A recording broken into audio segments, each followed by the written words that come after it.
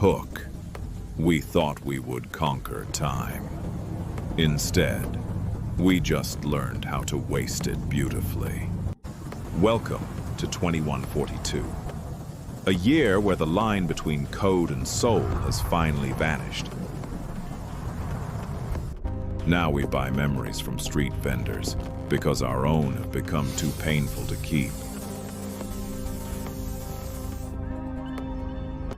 Look at these towers. They pierce the clouds, yet we still find ourselves searching for something at the very bottom. Steel doesn't know how to cry, but it knows how to perfectly mimic our despair in every flicker of neon. The sun here is but a myth, replaced by an artificial glow that never warms but always watches. Is there anything real left in us? Or are we just copies of copies wandering through a digital labyrinth? Perhaps the future isn't a step forward. Perhaps it's just a long goodbye to who we used to be.